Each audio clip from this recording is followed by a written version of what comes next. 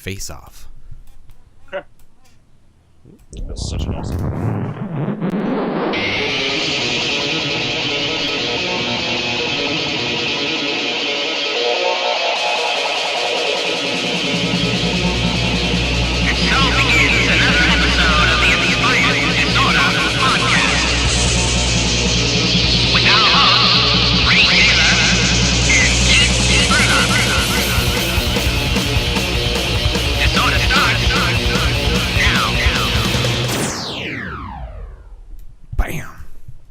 Another episode of the Inspired Disorder podcast with my buddy Keith Spurlock. Boom! Back in the house, motherfuckers!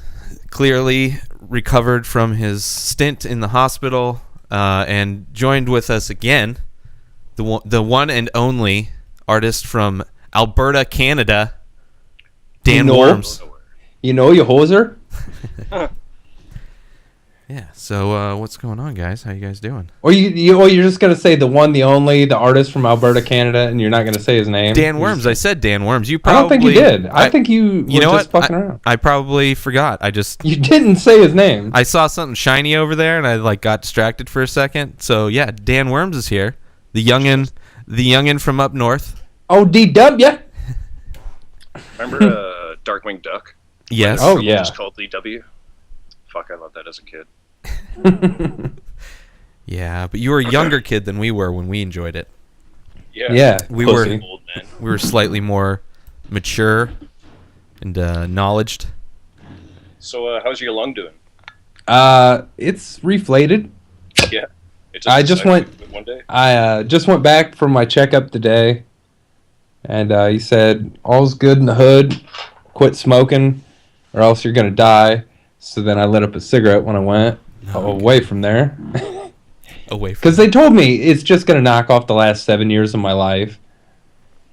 And going through my family history, the last 7 years of everyone in my family's life is just a veritable shithole of cancer and Alzheimer's and anything else that could fuck your life up.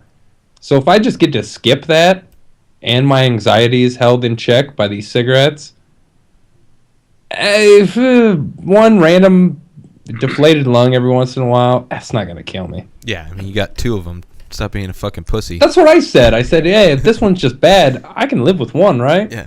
You just, Sexy voice, too. you have to work out half as much. Yeah. So.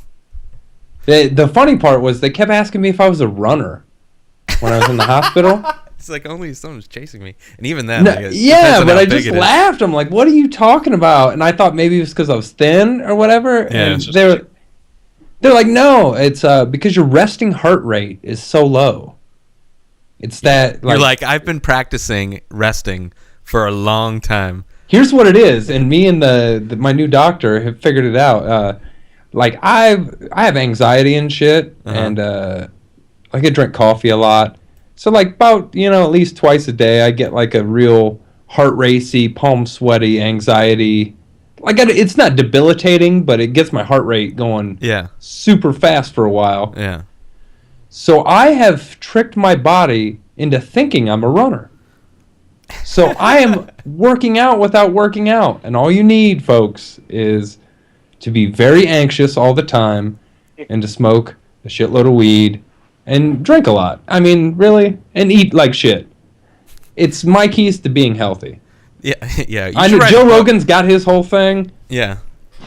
My version's a little different. Different approach. It's I think your approach is probably going to catch on for a lot of people. I think a lot of people have my approach, but it doesn't work the same way on everyone. Just no doctor is confusing them with a runner. That's the big difference.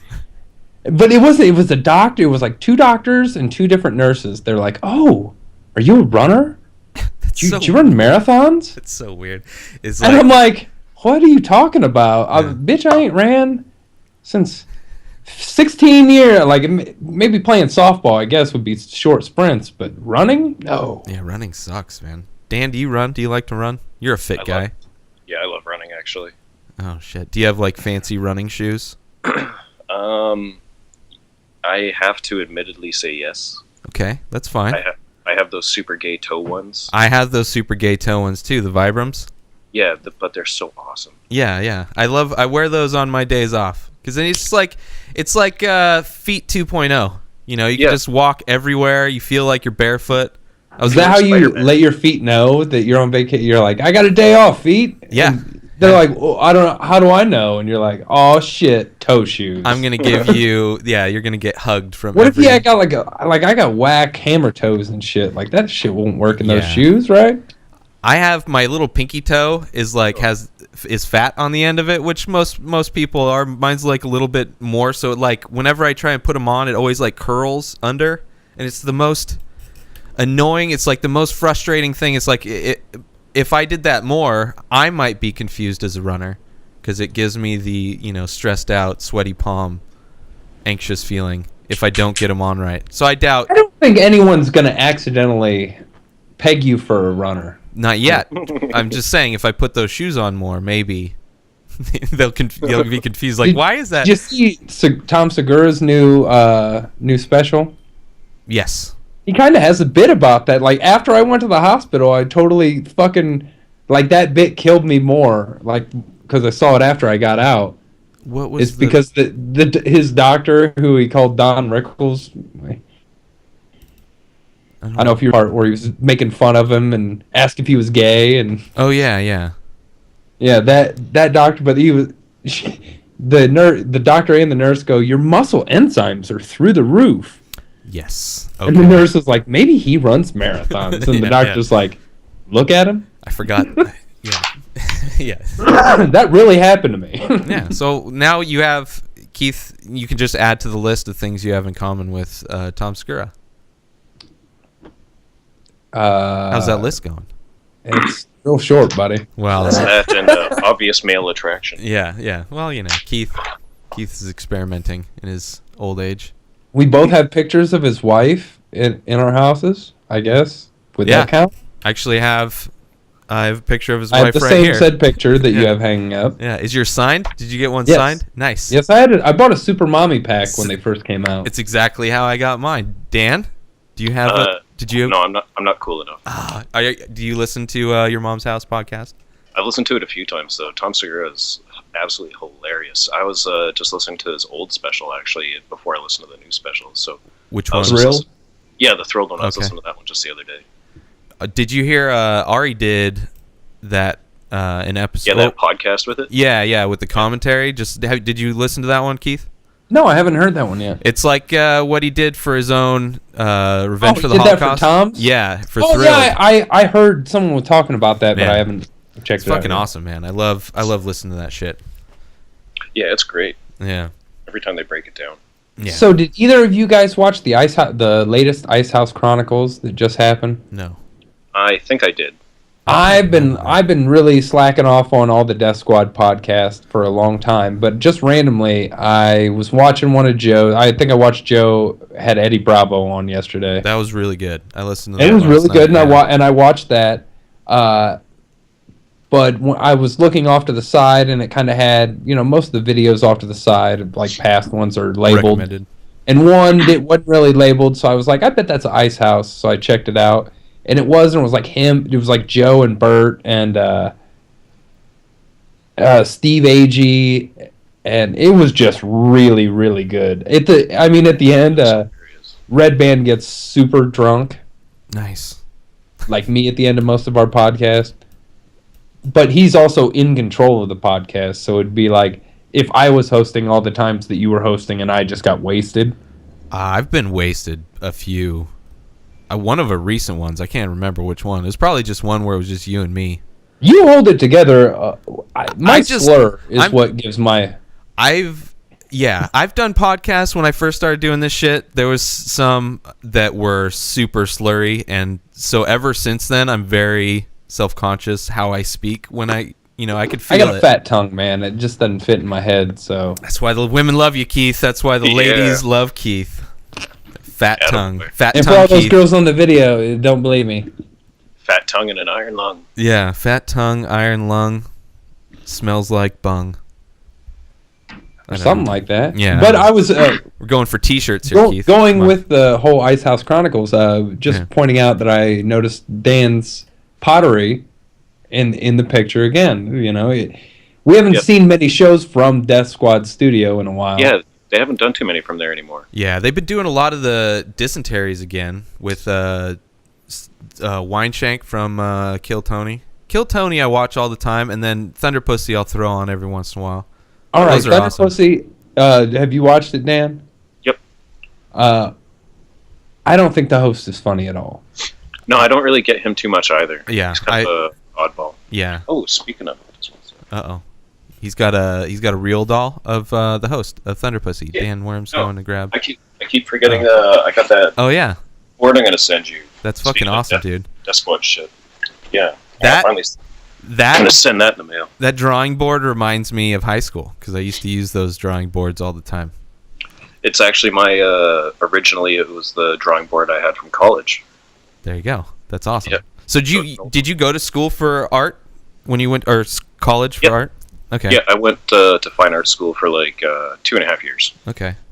Did you 2.5 years and it was done, or 2.5 years and you were done? I dropped out. Okay.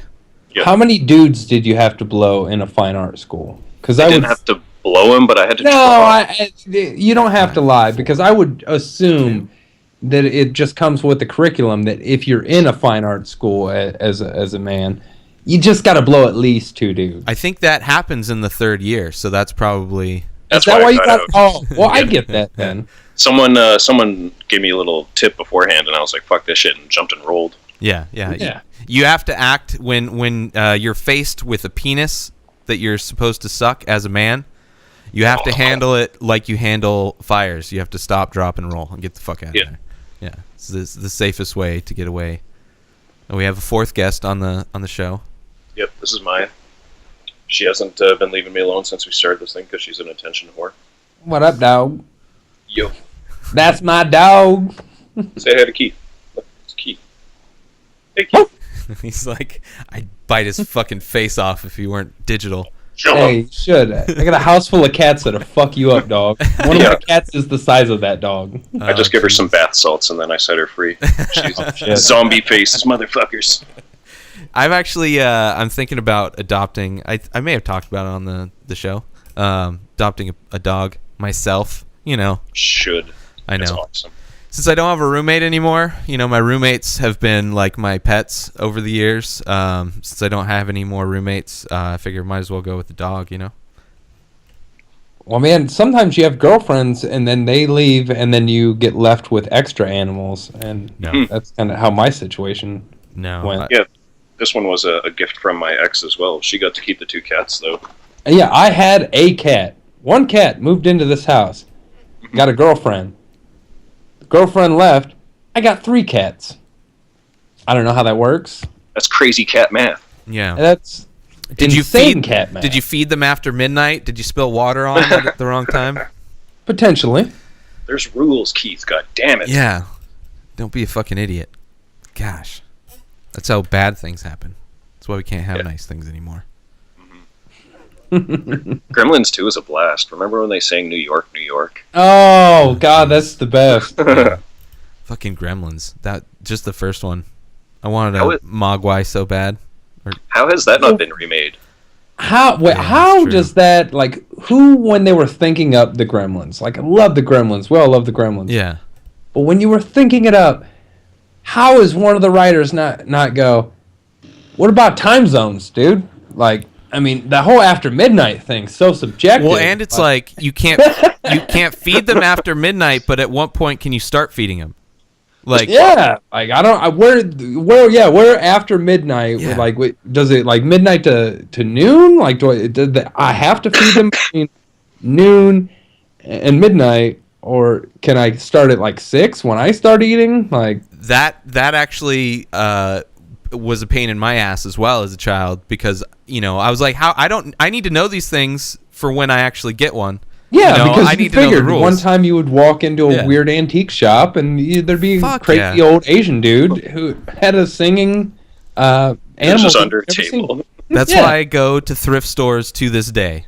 It's like maybe there will be this cute little gizmo that squeaks. And all right, let's be clear who the asshole in that movie was. The old Asian dude? Seriously? Like, he just showed up because he knew where the goddamn Mogwai was at one point. So this whole time, like, he just let it go. Like, he's like, oh, yeah. How many people died? Because that Asian dude just wanted to teach old fucking Papa Inventor there a lesson. Yeah, well, you know. On responsibility. I think it was an important lesson to learn, and I don't know why you have to be so of others' lives. This is a fucking teacher, okay, During Keith? Christmas. You gotta crack some fucking eggs if you want to make an omelet, all right? People This had is to die. Christmas time, and people are being murdered by monsters, and this old Asian dude's just like, meh. All those people he learned after this one. All those people were just gonna commit suicide anyway. It's that time of the year. People get sad, so might as well have some gremlins take them out for them. Like the old mean bitch that got on her chairlift and got shot out the window. Yes, and that is something. After what looked like 4 stories of actual going upstairs. Yeah, how common are those things now compared to then? Like there had to have been a few movies with those fucking chairlift things, and I've never seen one in person. I have. I've seen at least one. Okay. Good story. Well, I'm just trying to poke holes in your. People have that shit. I bring Swiss cheese to the table. So for real. Plenty of holes. But yeah. Fucking I don't remember. It's been forever since I watched that movie. Yeah, it's been a long time. Fucking loved it though. Yeah. But after Harold Ramis died, I did really catch up. I watched Ghostbusters 1 and 2, which it totally holds up, and a lot of old movies don't. He could still be in Ghostbusters, just on the other team now. There you go. Truth remake with Harold Ramis coming back as a ghost. That would be awesome. Just have it Bill Murray. That's all you need. Bill Murray and the ghost. No, you have to have Dan Aykroyd. Oh yeah, Bill okay, Murray. that's right. It's true. The only one that could be left out is the black guy. Winston. But what the fuck is his name? He doesn't have a real name. It's Yeah, Winston. Yes, he does. Why would we know his real name? How many knew movies? Everyone's real name. I'm gonna Google it. Keith has been training as a stalker for years, collecting all the details. Never. It's like Eugene. A black guy named Eugene? Well, what was his name? What was his character's name again? Winston. Yeah. So. Come on, Google. I guess Winston. You have to say Winston in like a Jamaican accent. Hey, Winston. Why you let the ghost out, Winston? That's actually not too bad for a super white guy. I dig the short haircut, by the way. Thank you. Yeah, the beard had to go. It was this time I had to reset my face. So. Yeah, you got to do that every now and then. Yeah. So just gonna grow it out again. That's what I do. Everything's on cycles on my head. Just let shit grow, and when I get tired of it, cut it off. Start over. His name's Ernie Hudson. Ernie Hudson, not Eugene. Ernie Hudson. Damn it! How that's not a name that I feel like I've ever heard before. I have. And I don't think there's any black guys named Ernie either. Yeah, just Bert. That's a fake name. Yeah. His name's probably Hud. Yeah. He's probably got a cool nickname. He doesn't go by Ernie in the streets, man. Not that he's from the streets, just because he's black. He's still alive. Racist? That's E-Dog. That's E-Dog. E-Dog. No. It's, I don't know. He's probably got a cool, especially from Ghostbusters. He's probably got one from Ghostbusters. I don't know, man. Have you guys seen the Ninja Turtle trailer? They're bringing that back. I'm pissed about it. Why do they all look like they have Down syndrome? That's true. That's true. Hey, Bad Turtle. Love you. April. And Megan Fox. Can we all just... Yeah, she's a cute girl. Oh, is she horrible April? Actress. Yeah, totally. She's April O'Neil. Fuck you, Michael Bay. I haven't seen her in forever because I haven't seen any movie she's been in since Transformers. Yeah, the first forever. Yeah, so which I was gonna ask, what the fuck has Dan Aykroyd been in recently? Has he done anything, or is he just selling vodka? I'm not sure, but anything he wants to do, I'm down with. He was actually up here just 2 summers ago. I got to do some work for his family, odd enough. Oh wow, what was he up there for? We have a dinosaur museum starting up, and I think he donated a shit ton of money to it. That's cool. So what work did you do for his family? How did that happen? When I had a custom framing business, still the dinosaur place when they opened up, I can't remember what it's called. I think it's like the Philip Curry Dinosaur Museum, I think. and they had this big gala when they opened up, and so he was there and a bunch of other people, and I did all these custom framed like big thank you. What do you call them? Certificates that this place was giving to him and his family, kind of stuff. So it was all these kind of plaques and stuff. So yeah, just him and all of his kids and his wife. So how old were you? You owned that framing business? Yep. How many? I got into it when I was 22. Jesus Christ. How long did you do that for? 5.5 years. Jesus. So did that overlap with the gallery that you ran? Well, they were the same thing. Oh, okay. I did custom framing right before I bought the gallery, and then when I bought the gallery, I just kept it with it at the same time. Jesus fucking Christ! At 22, Keith. Yeah.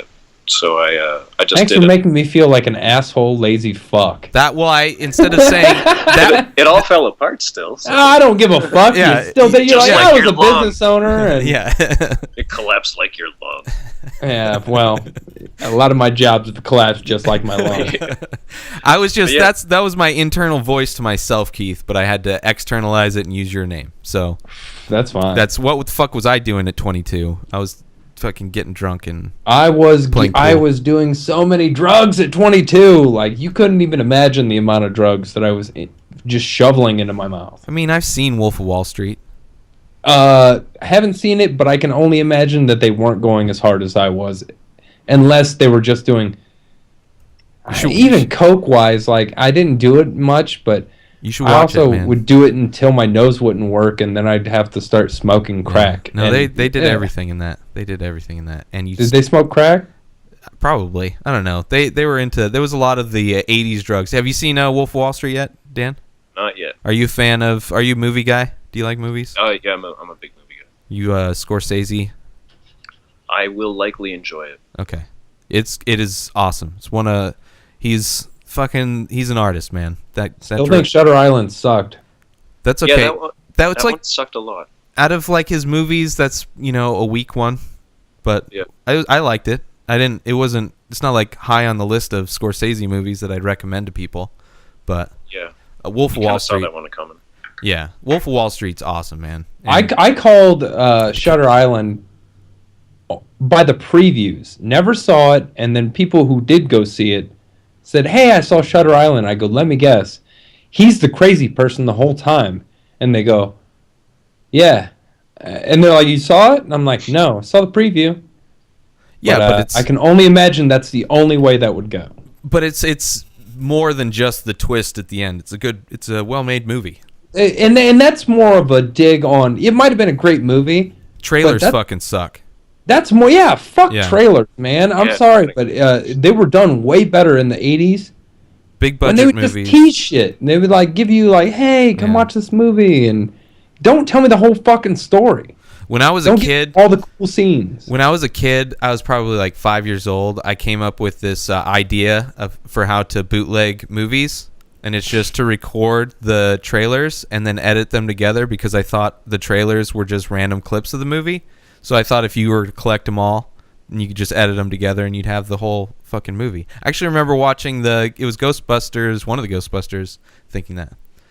Clearly, it wouldn't have worked out. It had to be 2 for you to really remember it. I'm pretty sure I was like 5 or 6 years old. Yeah, so, well, I think the first one came out in like 84, so you'd have been like 3. So yeah, it could have been. It could have been that young. Well, I don't think I would have had. Well, yeah, what do you think? You were 3 and you were like, I have this brilliant idea. I knew what editing was. I was like, just edit it 3. What I'm gonna do is capture this video of this trailer and edit the video together. You were advanced as a child. Like, I had ways to skirt around the law at a very young age, okay? This is not something that I just started recently. I've been doing it as a child. Probably encouraged. I'm sure I was brought up in a... It's like I've been a pirate for years. Yeah. My parents were pirates. Yeah. That's why my fucking name starts with R. Fucking swashbuckling son of a bitch. That shirt that you posted earlier, Ray, that was pretty awesome. Yeah, it's some random, like, suggested, promoted ad on Facebook. I think it's just... I have a feeling it's a company that has those... It's a For those that didn't see it, you can check my Was Twitter. it your last name No, it's just Ray. Incorporated into a T-shirt? It's those Keep Calm thing. It's yeah, Keep Calm I've got those with my name. Keep Calm and Ray will handle it. So, you know, I was like, this is probably randomly generated for everybody, and they just like it is have code. Yeah. So, but I thought it was still cool because it's, you know, it's my name. It's like helped my ego out a little bit. So I'm like, I'm not gonna buy one, but you know, I'll totally steal the picture and repost it on Instagram. Screen capture. So people can, yeah. It didn't let me save the image, so I had to bootleg that shit too. Still doing it, man. Getting better in my old age. So it's your birthday. How old are you? I know we talked about it before, but I don't think we did it on air. Let's record this for posterity mattress. We're sponsored by mattresses. Prostates. Let's record this for prostates everywhere. I am 29 years old. Holy shit. Actually, at my time here, in 14 minutes, I'll be 29 years old. Oh, okay. So 14 minutes, guys. 14 minutes. Remind me in 14 minutes. Yep. So we can properly do the shit we're going to do. I also just learned that Vitor Belfort's birthday is today, too. What the fuck? Oh, thank Jesus. Yeah, thank Jesus. You should get on the TRT, man. It's worked out for him. Although he's not doing his fight coming up. No, he's not allowed to. Yeah. Yeah. Did you see that interview with Michael Bisping? Where he's like, I'm not an FBI agent, but the dude gets a drug test and all of a sudden he's not fighting anymore. Some shit. I like it. Bisping's I like him more over Bisping years. for a long time. Yeah. Like he just rubs me the wrong way. I actually liked him on the show though. That was weird. I liked him on The Ultimate Fighter. Yeah. He kicked ass. He was pretty humble on the show. And then once he got into the UFC, I don't know if it was the fact that people called him out or what, just everything added up to him just being an arrogant asshole. And then once Dan Henderson landed the infamous H-bomb. Yeah, I started liking him again after that. It's like, well, he kind of got that, that shut him up a little bit. I don't... He was willing to look so ugly with that shaved head. Yeah. I mean... He had to be humbled. I have a very love-hate relationship with Bisping. I don't like him. I still to this day don't like him, but I liked him on the show. Like, he'd spit in Jorge Rivera's coach's face after he won the fight. He's just a dick. And then every time someone calls him out, he's got to be like, go on some, just accept the call out. Like, people want to beat you up. Be like, okay, prove it. Just, it's one of those things. I don't know. It's weird. I should. You know what? When you say that, I should not like him. I just confused my own brain. I shouldn't like him at all. And no one should. Yeah, whatever. He's got nice hair though. It's nice now. Keith just got a mime just visitor. Yeah, Keith is. All right, the voices are loud. What's up? What's up? How's everybody? All right. Kmart. Sexy legs. There you go. What's up, Bob? What up? All right, for the audio listeners, we just got to see Keith's buddy in Ohio. What's up? Yeah, about an hour and a half. Sorry about that. My buddy just stopped over. That's all good. So, what are you doing for your birthday? What are you doing spending your birthday or so? I just spent a bunch of money for my birthday. That was one thing. Okay. What'd you get? What'd you buy? I just bought a guitar. It's on the wall here. What kind of guitar do you play? I play a lot of shit. I just picked up this beautiful Epiphone archtop. That's awesome. Yeah, now is that a Gibson?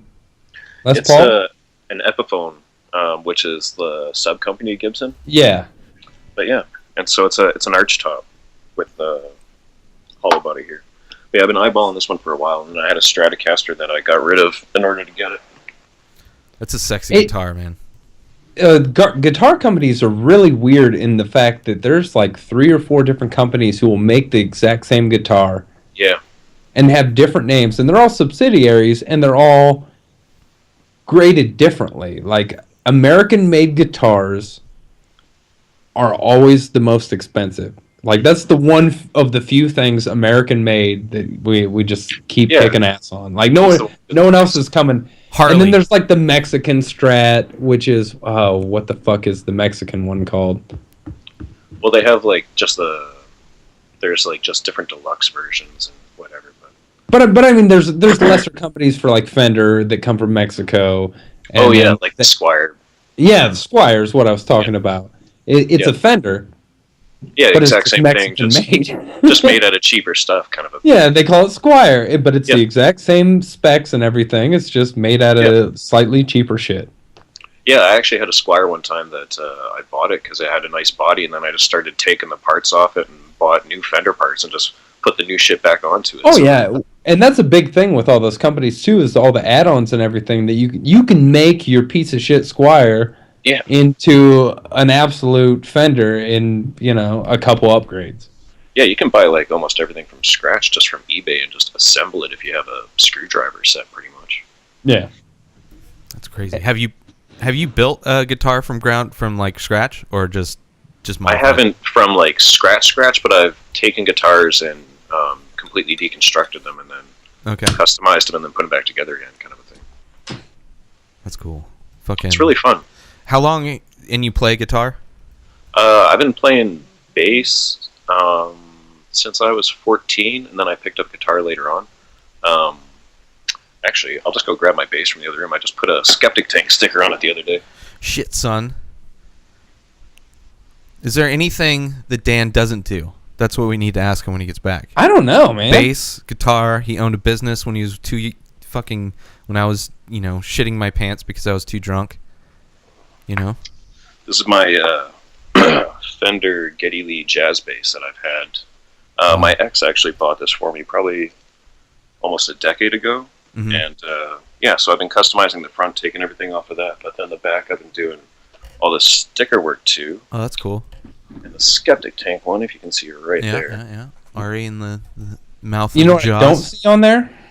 I got an anonymous with a KFC mask on it. Nice. I don't see one Inspired Disorder sticker. I know, we need to change that shit. Kind of fucked up. You guys got to send me some shit. I know, I do. I need to... Do you still have any of your old ones? I still have some of the old ones. My stickers? Yes, I got a bunch of stickers. I actually just put them up for sale, the IDC and the Inspired Disorder stickers. I still got the black black one with the face same ones. and the white one with all the small faces. Yep, those two are now up for sale in the store. And I'm actually doing these IDC, like, I stole the Super Mommy Pack idea, and I'm doing these Inspired Disorder collective packs, and it's going to be a copy of Periphery from Alex Bolin. I made these wood prints of the IDC album artwork, and I'm probably I feel that I want some of these wood prints. These wood prints look awesome, and if anyone hasn't looked them up, man, some of these, like, I got to give it up to you, Rav. I really am digging your artwork. Thanks, man. Let me go grab one real quick. I just finished. All right. Have you seen any of his wood prints, Dan? Yeah, actually, I've been keeping track of them. I was going to actually ask him about them because it seems to be that the process he does them in is the same process that I've been doing for a while that not too many people catch on to, and so I enjoy that. Well, here's for you guys. That's that one. Did a clear coat of it on top of it, and then for the people at home, there you go. I was doing a fucking the Ray at Night shows I've been doing. There's another guy that I've done a few shows with, and he does sells a bunch of wood prints like these, but completely different artwork on them. And I've been wanting to find a way to sell my photography that I've done over the years and digital work over the years, and it's cool. Like, I don't know. I've been in the process. I've kind of changed over. This new process I'm doing is way better. It takes longer, but it looks way better. So for those image transfers that you're doing, are you just doing them with like an acrylic medium? Sort? The first one I was doing was using a inkjet printer, and you had to like prep the sheets with like coats of paint and glue and all this shit.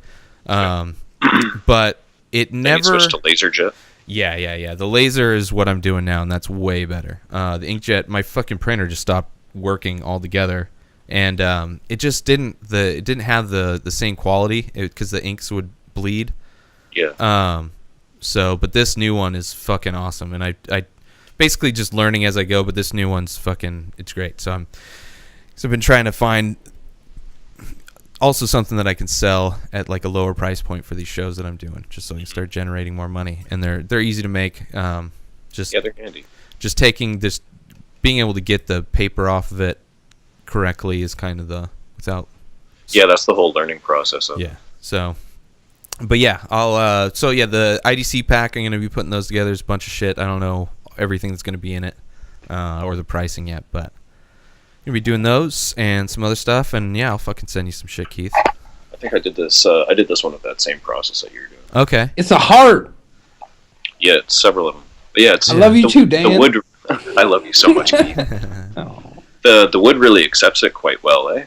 Yeah. And I'm using matte threw gel. the A in there too. Yeah. Just Authentic. Just so we know it was officially Canadian. He's actually in Alabama right now, but he's fooling everybody. Just gotta that's the random drop my guard throughout my Canadian. Oh, yeah. Now, do you after you do it sometimes, like knowing that that's a stereotype for Canada? Not intentionally, no. You do it sometimes, and then you feel so stupid after. Yeah, and do you in your mind go, "Son of a bitch"? Yeah, like sometimes I'll have a response. Like someone will say some whole topic or theme or whatever, and then your entire response will be summed up after just, yeah, eh? And then afterwards you're just like, fuck, I could have left it at yeah, and that would have been fine. And then you're just like, yeah, eh? And so it's just like this long, drawn out yawn of a cow or something. I say, yeah. Accept that shit, yeah, man. exactly. Yeah, that's what I was gonna say. Like when I say dude, or I notice that I say dude a lot. Like, I say dude and bud all the time. I mean, or just, I don't know. I've been saying bro a lot. Just, I think it's from the crazy podcast we've been having where... I do a lot of brothers. Yeah, I do that online. I text brother, or in text form. Brother. I also say brother. And I think it's maybe early 80s or mid 80s wrestling fan. It's just ingrained in... Yeah. Ah, brother. Hey, has it been 19 minutes yet? Is it officially? It was supposed to be 14, and yeah. Oh, we got 4 minutes. Oh, 4 minutes. Okay. 4 minutes. Oh, I should get a shot glass and do a shot of something. There you go. A. Keith, you got a shot glass that you could do shots? Some highly alcoholic beer right now. All right. Hey, is that Miller? What's so special about that? It's 6.9%. 6.9. You're a king. Yeah. It's it's tasty. I actually got that like a week ago. Actually, my review of it is it doesn't taste like much. Well, it has a very subtle taste. Like it doesn't taste. No, it's not a craft heavy. Beer. It doesn't taste light. Yeah. It really doesn't. It tastes like beer. Yeah. But it's good. I mean, it's not bad. It's good that it at least fucks you up a little bit more than the other That's beer that the tastes thing like about nothing. I was being cheap and frugal. I'm like, I really want to get drunk on 6 beers, but 6 beers don't ever do it for me. So I got Miller Fortune, which they make even more important by not giving a twist off cap, like an asshole. Sexy. You could have pried that shit. Which are have you been to the States before? Yep. Yeah, your guys' bottles fascinated me. Have you ever drank Molson in the States? Don't know. Was it like almost like a pop bottle shape almost? It's the same bottle, but it's Molson from Canada tastes different than Molson here. I think I only had Bud Light in the States. Ugh. Yeah. No, not Bud Light, just regular Bud. There's so many craft beers in San Diego. I wish I drank beer more. Denver has San Diego beat by tenfold I'm sure. with craft beers. I'm not. They have us beat with marijuana and beer. I'm. That's. They're not fucking around in Colorado. No, they're not. Colorado is. I hope they secede from the entire nation and just become the country of Colorado, and I'll go live there. Yeah, I would like to go there sometime. Yeah. Oh yeah, you were going to move there at one point, Keith, right? Absolutely, and that's still not beyond the reason, because I know so many people that live there. Yeah. There was like a mass exodus like 4 or 5 years ago from my town of a bunch of my friends to there. Yeah. So they knew the tides were shifting. Lived there for a while, and I went there and visited her because her sister lives there, and she still lives there. Yeah. But it's awesome, man. I come from, Findlay, Ohio. It's a suburb of nothing, which is how I describe it to people. It's just a small town, but it's surrounded by villages. So it's literally like a suburb of any other normal town, except it's so white, like just how white is it? How white is it? It's so white that the newspaper in this town was referred to as the Republican Courier until 15 years ago. It's so white, you have to put on sunglasses when they go in groups.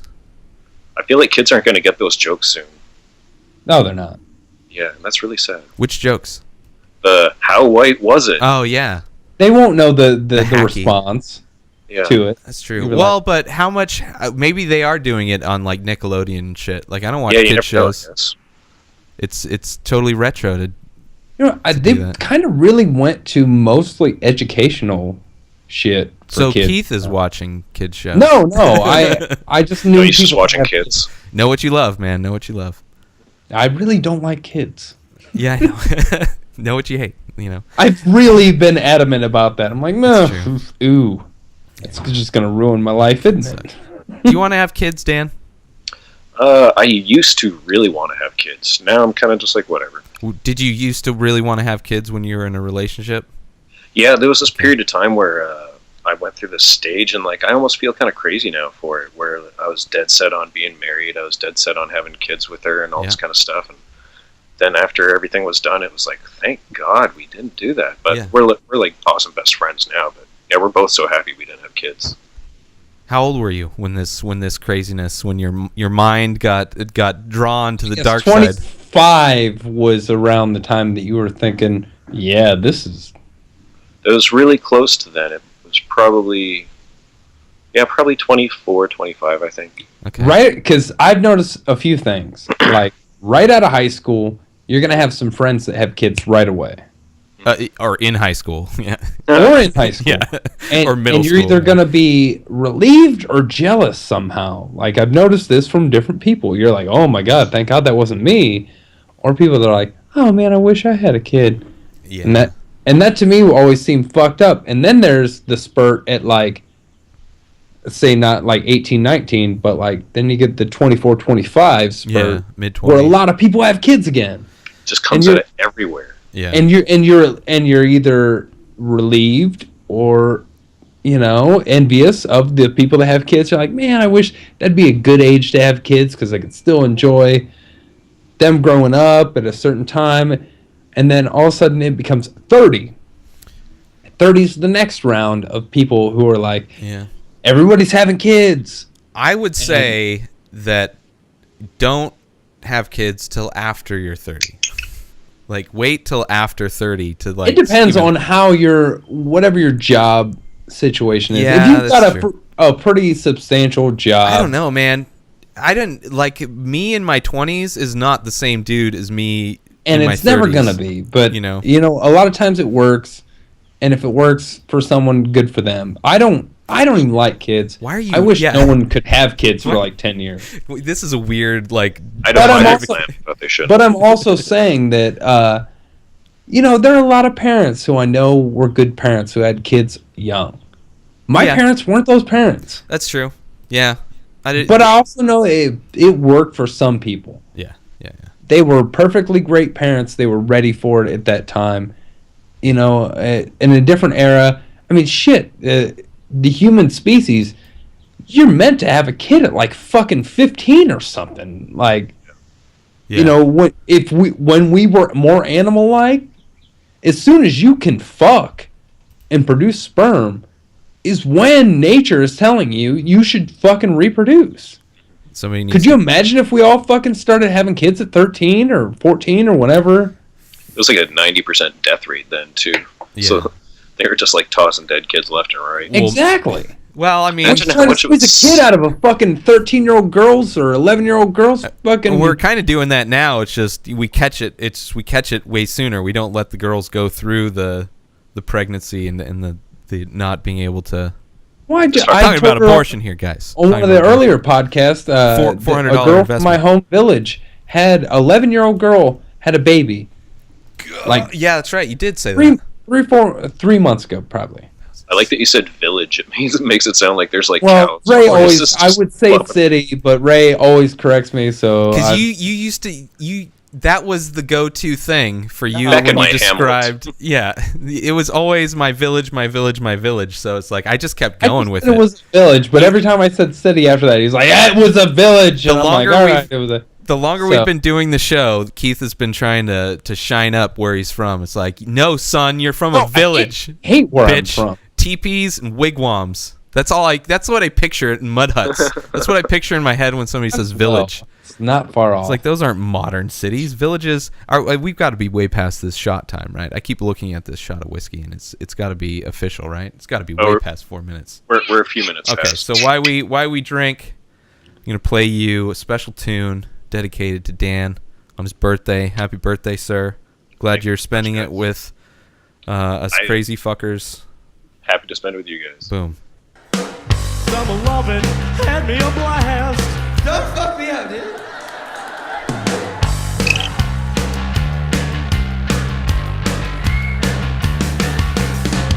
Happy birthday, you're not special.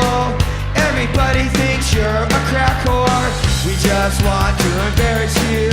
That's why we're singing this song. So happy birthday, Dan. Andy, you're a big cunt. Is this no effects? Yes. Happy birthday, you're not special. Everybody thinks you smell badly. We just want to embarrass you. That's why we're singing this song. So happy fucking birthday, you fucking crack whore. Fuck you, crack whore.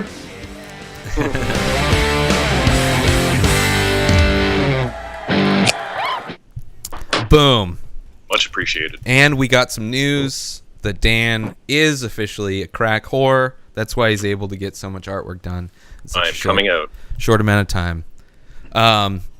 You're coming out as a crack whore.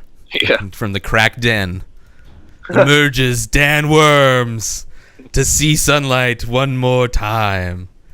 Yeah, I don't get enough sunlight.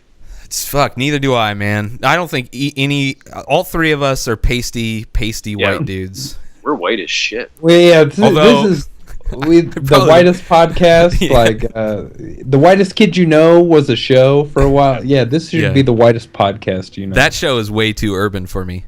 We could be white power. Yeah. The only thing, we're like one step above wearing all right. hoods on the show. Have any of you ever been in a tanning bed? I No. have.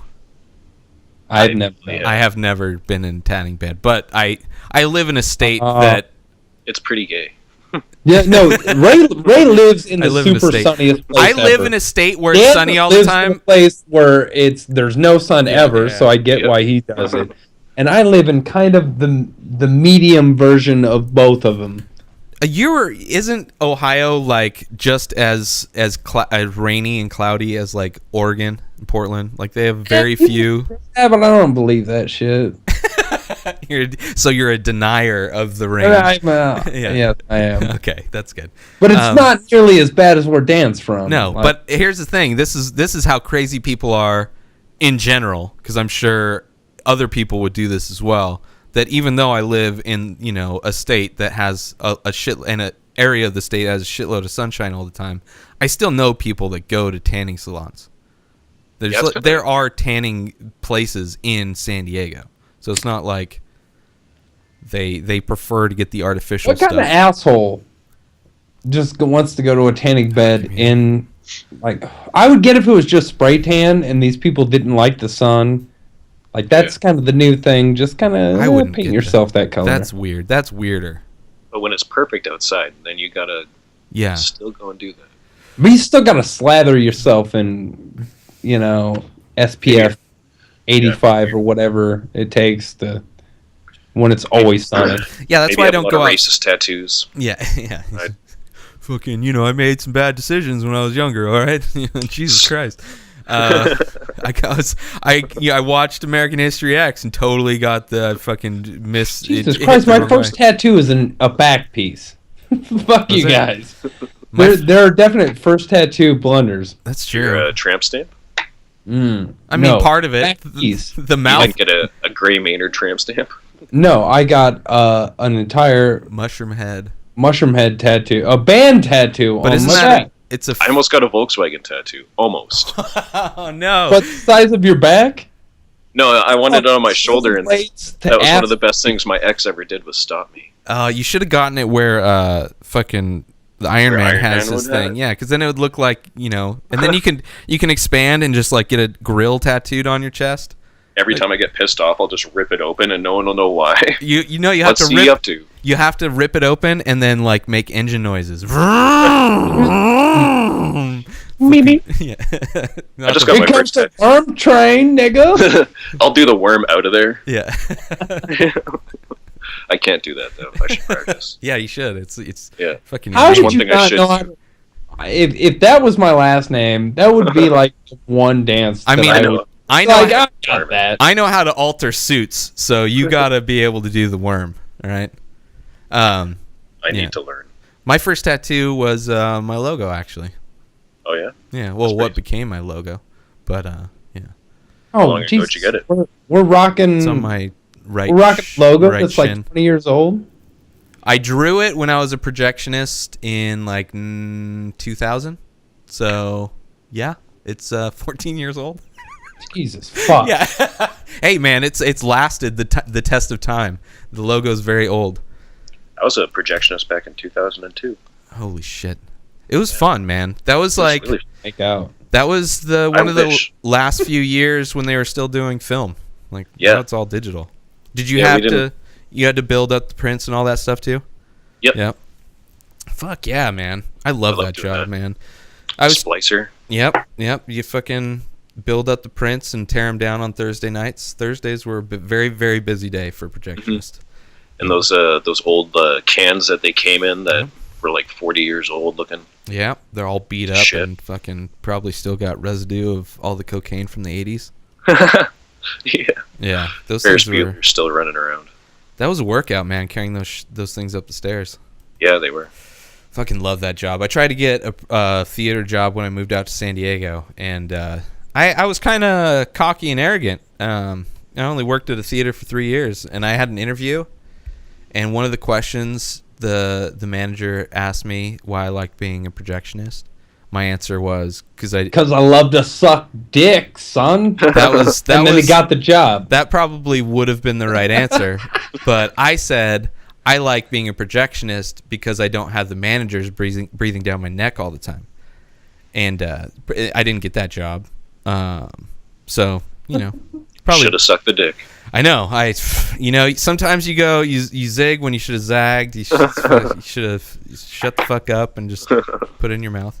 But yeah, that was it's all right. Why do you love to be a projectionist? Because I love to suck dick. And then Ray high five the guy. Yeah. and then does the worm out of there. Yeah. And it does the worm out of there. Oh shit. Oh man.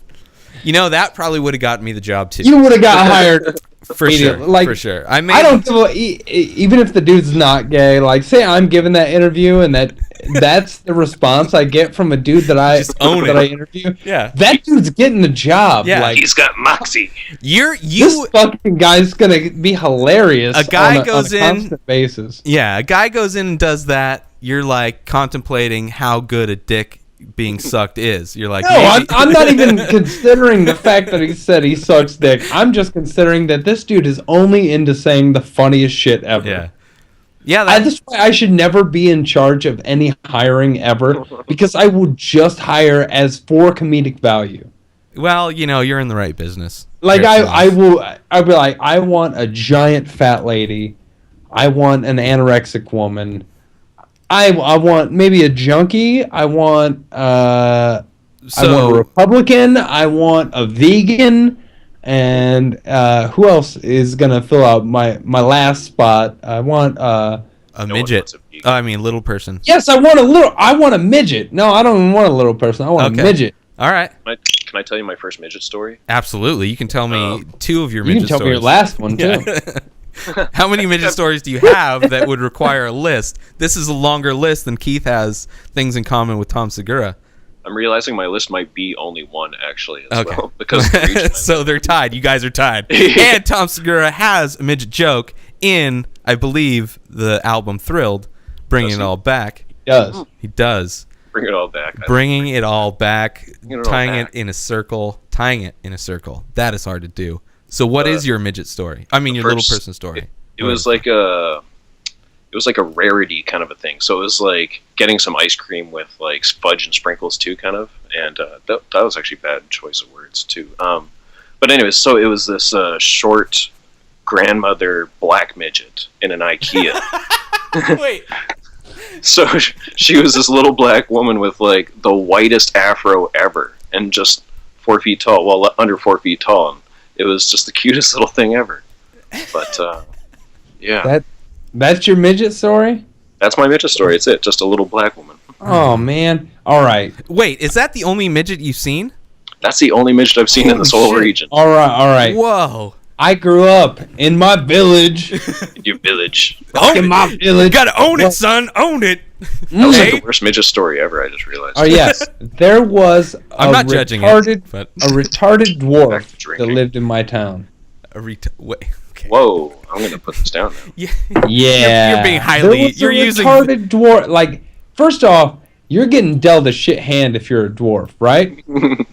Yes. Like, let's get it straight. Okay, like, well, I don't feel... Like, they're people, like, cool. Like, I'm not talking shit on them. But you're getting dealt a shit hand if you get born a dwarf. If you're a retarded dwarf... Like, if there is a God, God hates you. There you go. Exactly. But that's only half of the equation in this story. Yeah, so, and this little girl's name was Buffy. Did she slay vampires? She needed to. She should have. Maybe she was, man. That was her cover. Is pre-Vampire Slayer. So somebody had to inspire that story, Keith. You figured it out. My Buffy may have been the inspiration. You just saw the Clark Kent, okay? We didn't get to see the super. But I'm also going to say this. I was in... All right. And this is definitely horrible, but everyone's heard the term window licker. Wait. Right? Window licker? I have now. Yeah, this is my first too. This is really? Maybe this is just like a village thing. Yeah, no. I've heard it from like other people. Yeah.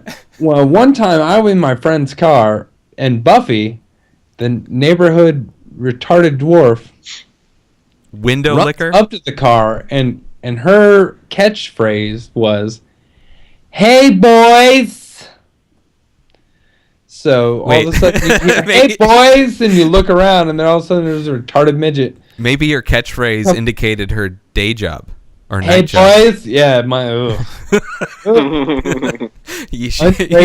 retarded midget prostitution should be definitely illegal in every state. Listen, there's a market. There's a market that needs to be filled. Okay. In Findlay, Ohio, apparently. That's where the market is. Not Findlay, Ohio. Findlay is a city. I did not grow up in Findlay. Like the village outside of Findlay like this. What was the village that you grew up in, Keith? Did it have a name? Talk about that town. You don't want to talk. I need to know what the name of this village is because I'm probably saying it. Ohio. Was it? Yes. What? Carey. Carey? Carey. Oh, okay. Remember the movie The Village? Yes. I really talked about how much I hate. I called that from the trailer, son. I called it from the trailer. I actually didn't mind that movie as much. But that was definitely his downward fall. Yeah, right before the end. Yeah. No, again, The Happening. I don't want to watch. I don't want to watch the movie, and no one else wanted to watch anything else that he had to say. It just reminded you of home. That's all. Like, I wish I had climbed that wall sooner. gotten out of Cary, Ohio. You guys are racist. Fuck you guys. Well, Buffy ended up licking my buddy's window while I'm in the passenger seat, and she had like a, I don't know, a blue blow pop or something. So her entire mouth was just blue. And then there's a retarded dwarf licking my friend's window on the passenger side, which I'm sitting on at a stoplight. See, and blue. All the crazy shit happened before cell phone cameras. It did. Oh my god! If there were, if I could have got a picture of that shit. Jesus Christ! You know how big you'd be on World Star Hip Hop? Both of you, with both of your midget stories. A grandma black dwarf with a white afro that would make World Star, and then the white little. If I would have like clocked her in the back of the head and then ran away or something. No, that's just rude. You don't want to. Well, that's World Star. All you want to know, all you would have had that's to all say. we watch on World Star. Just showed her and then been like, World Star. World Star. Yeah. Oh But shit! World Star! World Star! Back at you while you say it, because drop a banner. Just World Star. In the blackest black voice you can possibly master, because the comments will essentially be the worst things that you could ever hear. If you would have turned the camera around and been like, World Star, they'd be like, this white motherfucker. Because it was about black shit. Yeah. Goddamn Canadians. Why are white people always picking on? They would have only known you were Canadian if you would have said A right at the end. Hey, yeah. Then they would have been fine. Yeah. Been cool then. Fucking, I don't know. I don't have any. I mean, I've seen a lot of midgets, little people, over the years, but I haven't. I actually, the first podcast I did, my character in the podcast, his girlfriend was Bridget the midget, because I just happened to see a porn like the day before or the night before, I guess. I saw her strip one night. What's that? I saw Bridget the midget strip one night around here. Yeah. Yeah. How was it? How was my girlfriend? Did she do her shit? She was real midgety. It wasn't that great. She's real midgety. Well, you know, that's their brand, you know. Yeah, but It's I in the mean, name. that was around. I don't know if anyone else had HBO growing up, but there was this show called Cat House, and she was one of the people on there. Like it's What was that show about? It was the Bunny Ranch in Nevada, right outside of Las Vegas. Yeah. And they had a show on HBO where it was just kind of all about whores and the legal, whore Legal industry in the LV. I might have seen that actually. I heard about that, but I never saw it because I didn't have HBO. I couldn't figure out how to steal that, so I didn't have it. Yeah, there wasn't really a way to steal it back then. Yeah. As there is now. There was the black box. Yeah, everybody knew about the black box. Do you guys have black boxes up in? I'm not talking about black women's vaginas up in Canada. Just kind of any sort of satellite system where you had the descrambler. Yeah, but what are you talking, like the huge satellite? No, what it was? No. What it was for me, the black box, the quote unquote black box, was this box you could build or buy. And you would plug your cable into it, and it would descramble all the scramble, because that's all the pay channels were just scrambled. Yeah, so it descrambled for the giant everything. Satellite dish. No, it's just for for me it was just cable, because we had cable. I didn't grow up in a village, so we had cable service. We didn't have big satellite. We had cable too. Yeah, we didn't have the big satellite dishes. It was just the black box. Desert. Black box. But that was the mythical unicorn of free cable. Did you have that? Was that something that you grew up with, the myth of the black box?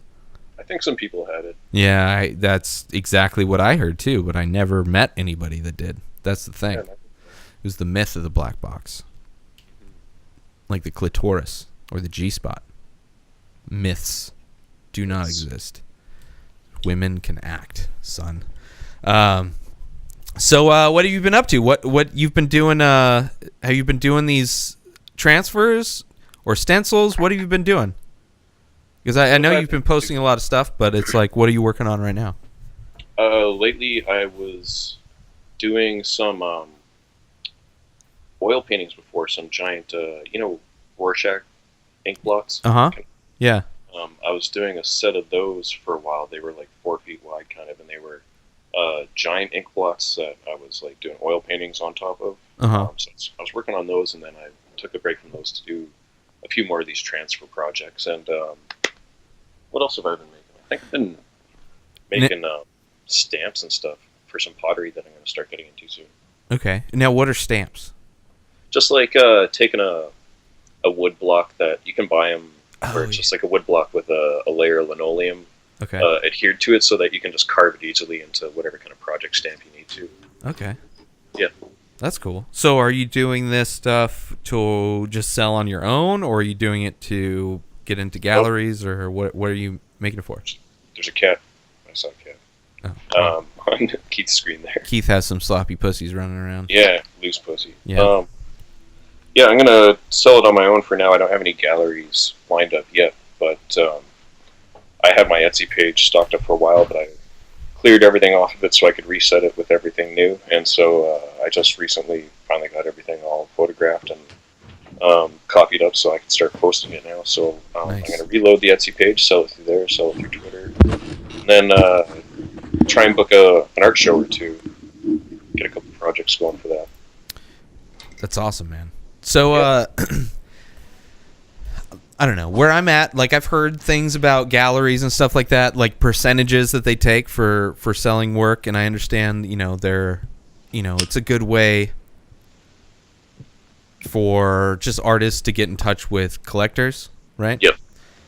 So, with the internet and with everything changing, music industry's changed, everything's changed. Books, magazines, movies, everything's changed over the years. And I feel comedy has changed. Although the thing with comedy, it still requires an audience for the creation of it. No, it doesn't. If you really think about it, I mean, think about Funny or Die. I mean, that's comedy. Yeah, but that's like acting. That's not stand-up comedy. I'm specifically stand-up comedy.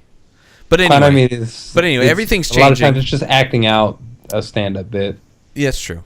But I feel that the art industry is another industry that can benefit from, technology and change itself. Yeah. It's one that is going through a huge change right now, it seems. And it's just kind of catching on, some of us. I think it's hugely caught on with social media and being the only non-artist. I mean, at least visual artist. Visual artist that you guys are. More and more people I know love to buy art. Love to decorate their house with unique shit made by people, and even if they have to pay a decent price. I mean, a lot of people aren't buying David Cho's pieces for, hundreds of thousands of dollars. But just to support an artist and to buy a $50 to $100 to $200 piece. Yeah. Like, people are definitely willing to do that more now than ever before. I think they really appreciate it now more than ever before. I think my view from being a gallery owner for a while was like the galleries didn't catch on yet. Like, all the artists that were young and coming up, they were all on the right page for social media and all that kind of stuff. But a lot of the galleries were just really had their thumbs up their asses about changing everything. I think it's a mode of selling that is dying out because of the internet. Yeah, and if they don't learn how to change accordingly, a lot of artists risk just going back to regular work, kind of a thing. But if you do accept it and then change your stuff to it, then it's really it's like fair game, free bowling for everything, kind of thing. You can do whatever you want now if you embrace that. But the old ways that artists were functioning and making livings in before really just don't work anymore. Yeah. Yeah, I mean, I'm coming into it at a weird time, but I also know, I try to learn from history and learn from other things that have happened, and also, starting out where I'm at, like I know people that run galleries currently, and I don't think even if I were going to go that path, that route, I'm still warming up to actually creating these, paintings and stuff like that again, that I would sell, that would, kind of be more suitable for a gallery. But at the same time, it's like, how would you structure, what would be a good, do you think, way for galleries to kind of utilize or implement the internet or technology in what they do?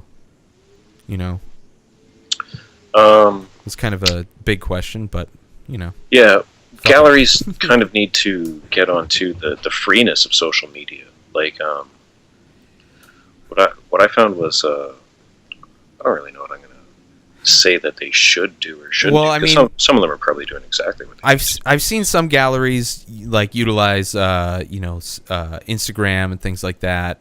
Yep. I think you should become a digital gallery. Yeah, a fully digital gallery where you just facilitate different artists around the web, and you create your own Facebook and Twitter and promote these artists. And if you sell any shit through your website of their art, or you can direct them directly to their website, it would be way easier to make just side. Yeah, it's the proper thing they should do, and a lot of times they just get caught up so much in their own personal businesses, like where they want exclusivity with a person where they won't help you on your side sales, or they'll forcibly set up so that all your sales only go through them. But the galleries for far too long were taking too much of a percentage of the artist's money. Now, percentages I've heard are like 40-50%. Is that the same up where you? I don't know if that's just like things that I've heard from people. I don't know if that's you gotta keep your business afloat, and that's a huge percentage though. 40 or 50%. It's giant. Yeah, well, it's huge, but they have to figure. It's like different plans. Is what after my business failed actually was when I finally realized a successful business model for it that would have worked, and it would have been a rental business instead of a commission-based business. But I'll go back to that afterwards. But yeah, for my example, I actually got to see the paperwork from the gallery. Like the gallery I had, it was around for 27 years, I think, through 5 different owners, besides for myself, and I got to see their old paperwork as well. And when they first started, they actually took 60% of the artists' shit. And I was like, how would people sign up for this shit? Like, who signed up? But there was all these contracts, all these people signing off. How else are you going to get your art get seen before the internet? That's the thing. That was no like choice. That's what I feel galleries were the marketing platform for artists at the time. Like that was the only way you could market your artwork was through a gallery. For an artist. I mean, that's the whole thing. It's all marketing.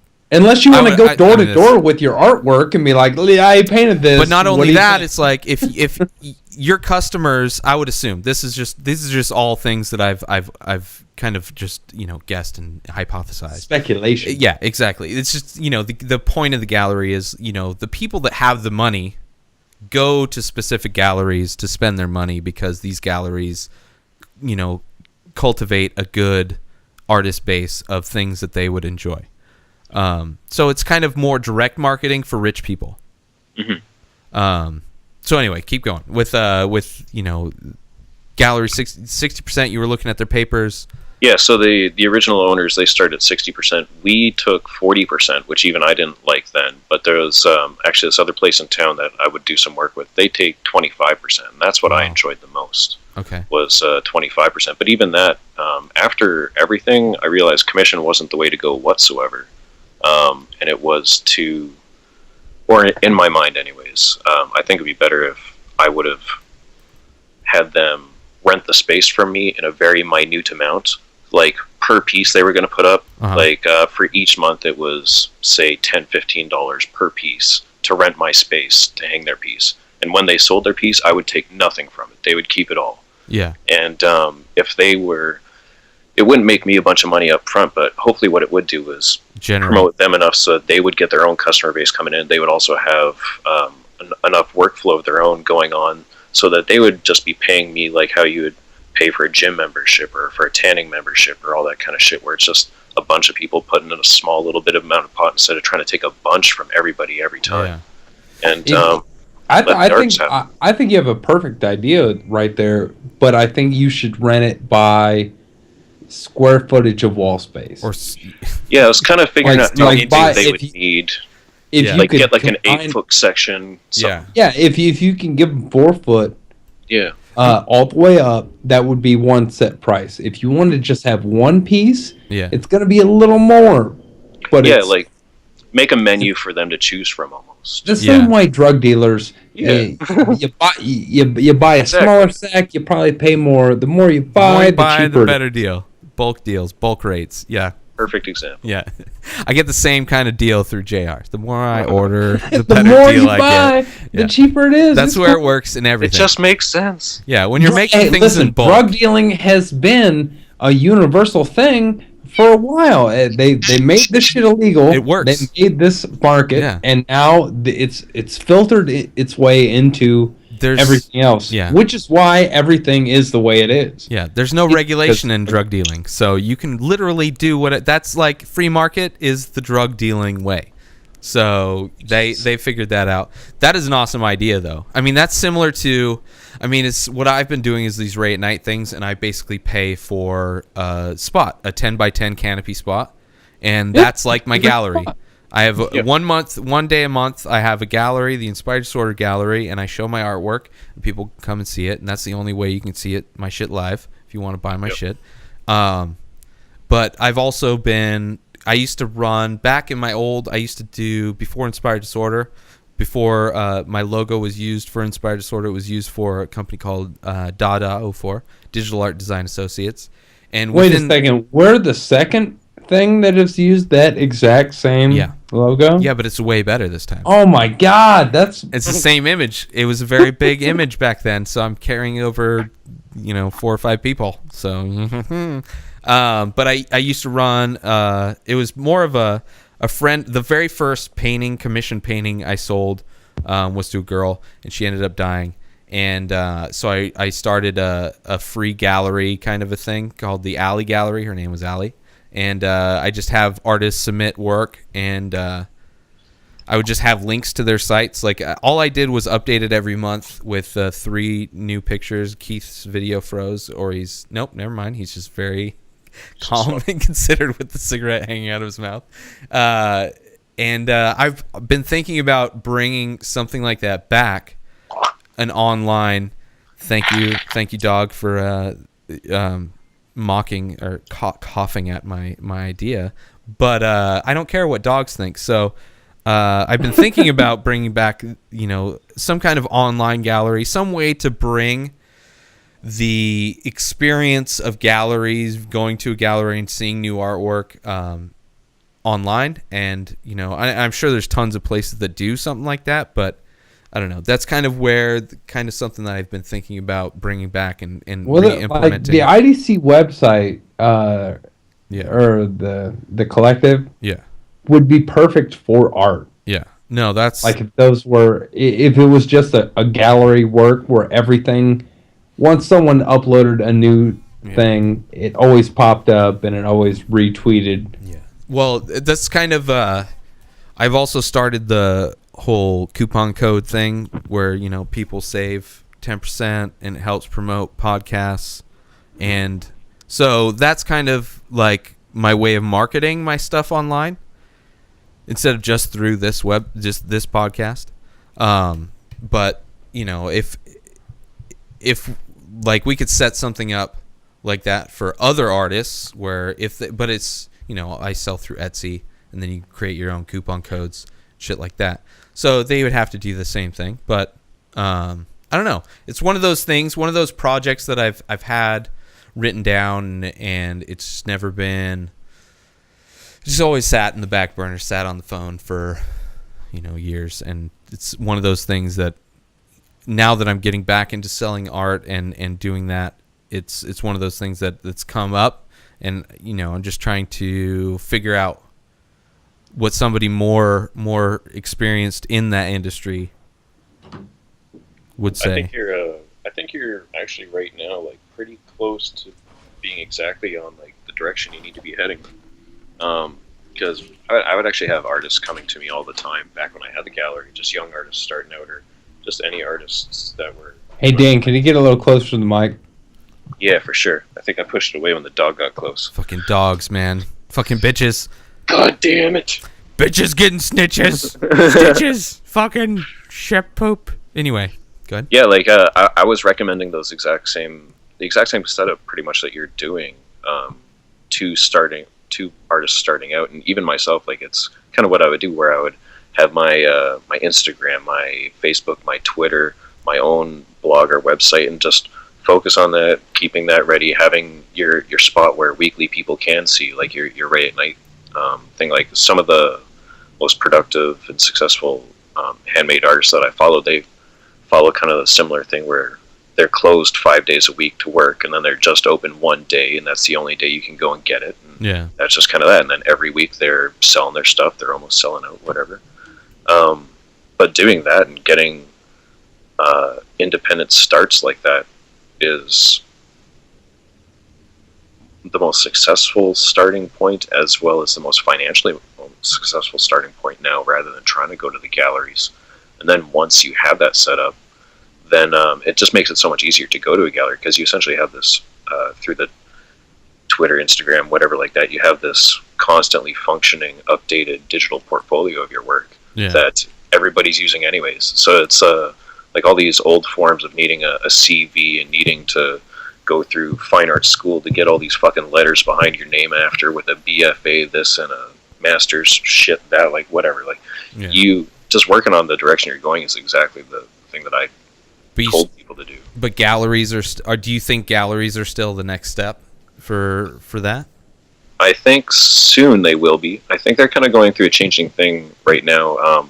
I'm starting to enjoy what I'm seeing with galleries now. They're starting to take different things in, where they're starting to have the same more playful shows, instead of being so staunchy with their things of having just one artist do a really prim and proper show there. Yeah. They're letting some artists that I don't really know what words to use, but their style just isn't a very common accepted style, and just giving them chances with some other different mixes that really aren't the exact same mix. Like, so if it's a oil painting show, not everybody involved in the show is oil painting. They'll have like some different varieties of mediums mixed with them, and they're getting some really good exposure in those types of galleries, and they're pretty interesting. Like, they're usually younger owned, funner people to work with. Well, don't you think the new the Oculus Rift and everything else is going to change the way galleries are really presented? Yeah, that's another thing, where if you can have, after the Oculus Rift has done enough with the visual cues, if they have some other type of way where you can have some sort of textural feel to it at the same time mixed in, like how they're moving, like adding, with movie theaters, having like seats vibrate or whatever like that for the experience. If you could have some way that you could slightly feel what's going on, then yeah, like galleries in the physical sense would change completely. Well, yeah, everything would have to change so much with that. Yeah. That's a really interesting idea, actually, that you bring that up. Fucking Keith, bringing back from last episode. Well, actually, Ray, you brought that up and everything, and you were super excited, and a lot of other people were, but Facebook stock took a serious hit. Well, after they spent all that money, like they lost. Which is funny that they spent $2 billion and they took a hit, but they spent $19 billion like 2 weeks before. Yeah, but they. Yeah. I think it was a combination of all. Who knows? The market's fucking. First off, a lot of people. That's what, and that's the horrible part about it. All of it is that's what controls what everything is viewed as. Like, it's the market. Oh, yeah. The market says this. The market says that. I don't know. The market is only the 1%. Yeah, it's like viewed, that's who's trading this shit. If those are the analytics that you choose to base something by, then those are the thing I've learned over the years is that numbers are deceiving.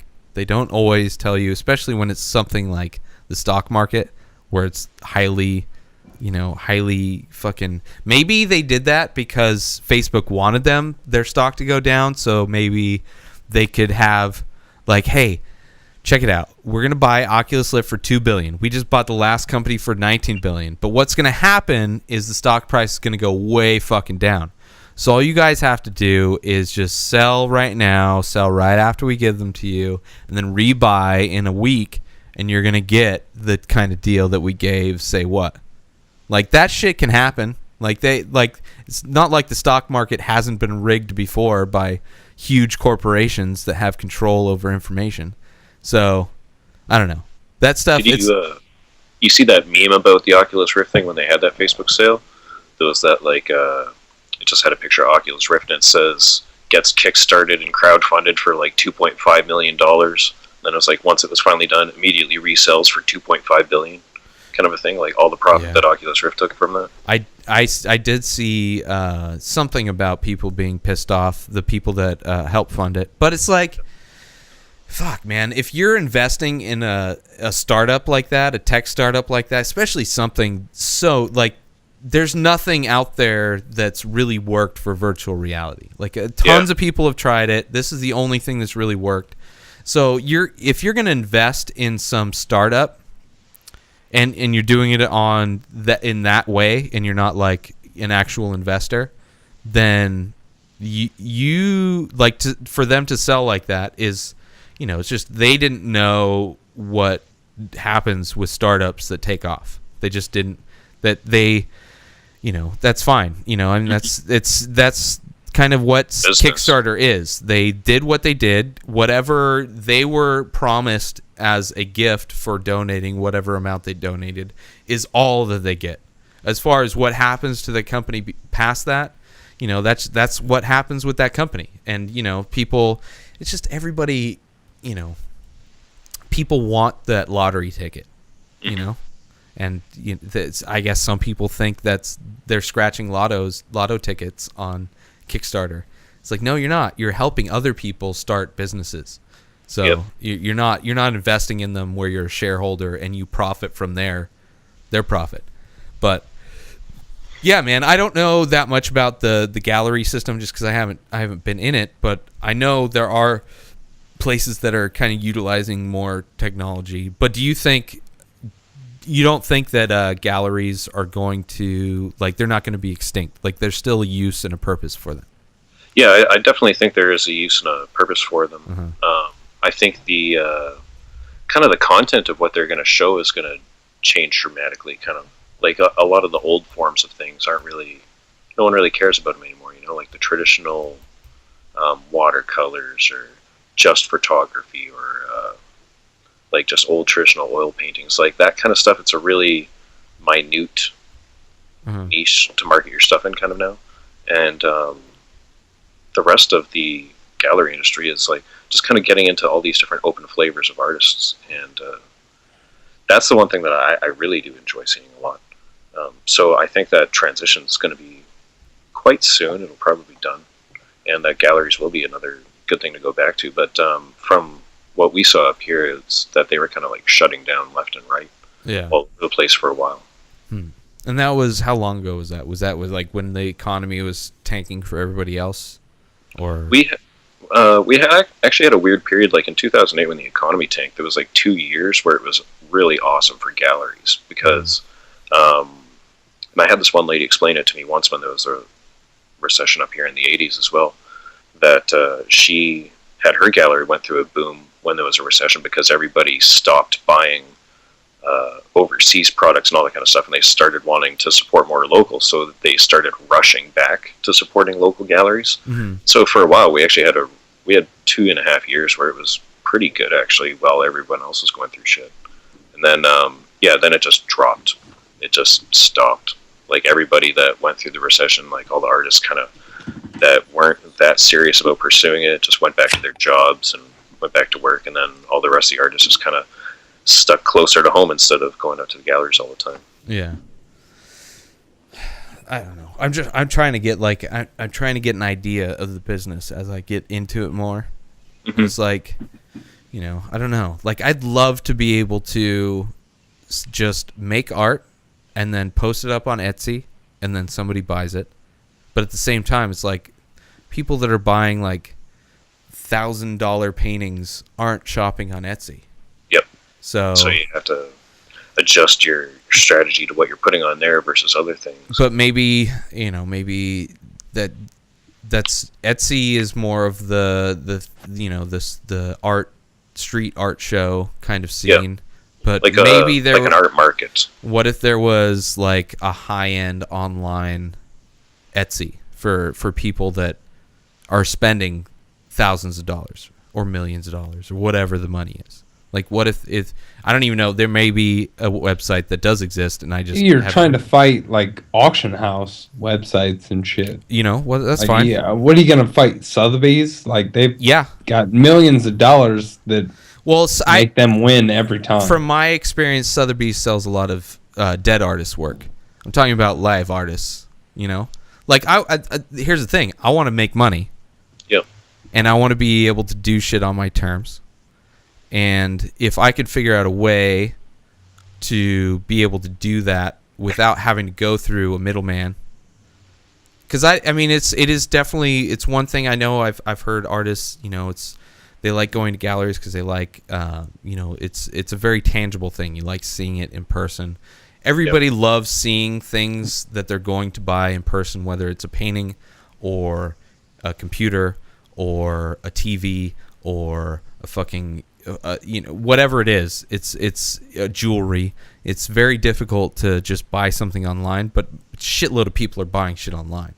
Yep. So for me, it's trying to figure out what is the best way to have that kind of experience without having to, because with a gallery, for me anyway, I don't know, because that's like with people with money, I guess geography doesn't really play a factor, but it's very specific to, like, I want to be able to sell artwork from anywhere in the world. Yep. I mean, I'm in a city that's kind of big, so that's, I can get into places that are gonna, I don't know, but I think once the Rift takes off, like we were talking about earlier, that will change the whole gallery scene. It could, because you can virtually walk through any gallery. Yeah, I don't know, and that's gonna be the next, like, it's so fucked. Any thinking about what the next step of anything is going to be right now is we're right on the tail end of the shit that came out almost 10 years ago. Yeah, but that's what I do, man. I think it's like, what's the next step? How do I take advantage of whatever? It's going to be the Rift. It's going to be it's going to be virtual reality. Who knows what Facebook is going to use that for? Who knows? It's going to be, you're going to go into someone's page and it's going to be like a building. Yeah. I guarantee it. It's going to be like, oh, hey, so-and-so, and they're going to have a picture on the outside of their building, and you're going to be wearing this fucking goofy headset, and after a while, it's just going to be like the Google Glass, where it's just going to be a small thing. Just going to plug it in. Fucking and then after that, it's just going to be something that's implanted in you. Mm-hmm. Like, I don't know. Thinking of what the next thing or what to do right now, like you just have to take advantage of the best of what's out now. No, but I mean, I'm doing that, but as well, I like to create new things, podcast, IDC, things like that. Like if I have the ability to start something that could potentially turn into something like that, I'm down with that. If I could find a way to make an online gallery as viable as a brick and mortar gallery, then I would rather do that.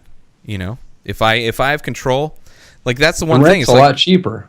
Exactly. I mean, everything's a lot cheaper. It's just being able to utilize the technology to provide an experience that's comparable to an actual gallery. I don't know. That's my take on it would be, in order to pull it off successfully digitally, it would have to, because the thing about seeing it in person is that this is an experience that you're getting to have with this piece. Yeah. Whereas just digital, when you just see just an image, it's oftentimes just an image. But if you can provide digitally some type of other experience that's comparable that you could add to it, like, say, I've seen the most successful art shows that I've witnessed recently were where it was a combination of digital work advertised properly in along with a very traditional sculptural art show. But it was just like on the outskirts of the show, they had all this digital work that had footage of the process of making, the process of this part after, the process of moving this from there to there, so that you had you can enjoy all these different parts about this piece that you could only physically just stand around and see, but then you got to get this life added with it through this digital kind of media. So if you had an online gallery where if the artist would have to do enough work at providing this content to you in order for it, but like if you had access essentially to the artist of having some way to watch them make their work, or how does it get from A to B, just to give more value behind the piece after, then it's like building up the story for them. Yeah, I actually have I did a test on one of my paintings. I have a QR code on the sign that has the price on it. If you scan it, it takes you to a YouTube video or a Vimeo video or whatever, the making of that painting, so you can watch me paint it. Yeah, that's a really good idea. But nobody scanned it. 0 people have scanned it. So I don't know. It's that's why I haven't done it anymore. Because like nobody scanned it, so why even? Yeah, why even bother? You get disheartened at first. Yeah, but if it did pull off, you'd be excited as fuck, kind of a thing. That's the thing. I just don't think. I think QR codes are not the answer. I think I never scanned QR codes. I don't think they are either. Yeah, so there's even a few potters I knew. They tried a trend where they were putting QR codes impressed in the bottom of their mugs so that you could just pick them up and scan them. But like it's going to be a trend that's going to die. So. Yeah, it's not. There's an extra step because you have to have the app that can do it. Yeah, and most people, that's such a big step for them to know what app they have to download and use, and also know how to use. And even though it's simple, it's too many steps. Two steps is too much. Yep. It has to be very seamless. But yeah, man, I don't know. That's just one of the things one of those ideas that's floating through my head. That's it's like, how can I figure out? Because just for me, I enjoy the process of making art. I mean, it's cool to get the reaction of people that enjoy my art, but that doesn't help the process at all. It's supposed to be about the process. Yeah. So if I could just be the factory and then I post it and it sells, boom, I'm good with that. It just gets out the door. It's like handled. So it's just trying to figure out what those in between steps are, how you can piece together the technology that's available to be able to do that. So if you have any ideas, man, we can start something, man. I'm currently trying to sort the finer details out myself as well, because like I did have some success on Etsy, but then at the time I was using it, I was really strung about too many projects, and so now I'm going to go back into it, because at the time I was like it was all right, but I knew the effort I wasn't giving it to it was making it not successful. So I think I probably could turn that around to being a viable idea.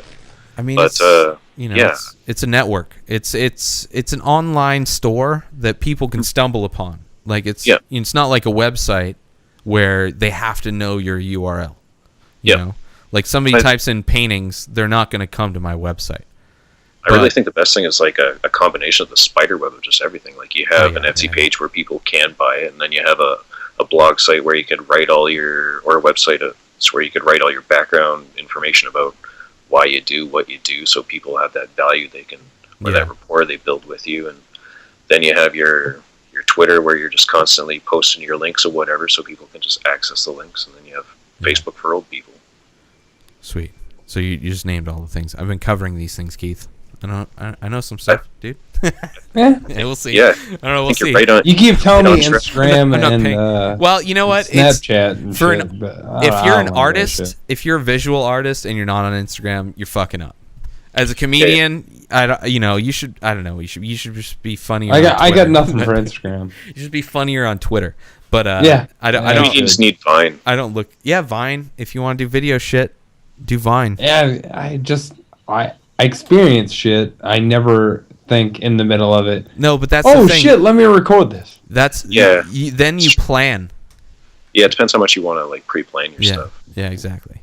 Yeah, I don't want to. You should just own it. You should just own a comedy club. Yeah, just do that, Keith. Just buy one. They're cheap. Yeah, sure. let me get on that. Yeah, seriously, turn your fucking house into a comedy club, okay? Yeah. Jesus, you have the structure, you have the building that's rent free. It's big. I just need my parents to die. I mean, I'll be right back, guys. I gotta go take a leak. Okay. And why Dan kills Keith's parents to allow for this homegrown comedy. Oh. He grabbed his headphones so he can hear us. My piece. So yeah, Keith. We're actually getting close to the end anyway. 15 minutes, 14 minutes. Yes, do you have any shows coming 15 minutes. You have a show coming up, right? Next month? Yes. Is that still going on? Yes. When is the date? What is May the time? 17th in Bucyrus. Bucyrus. What's the club? Or is that the club? Dillinger's.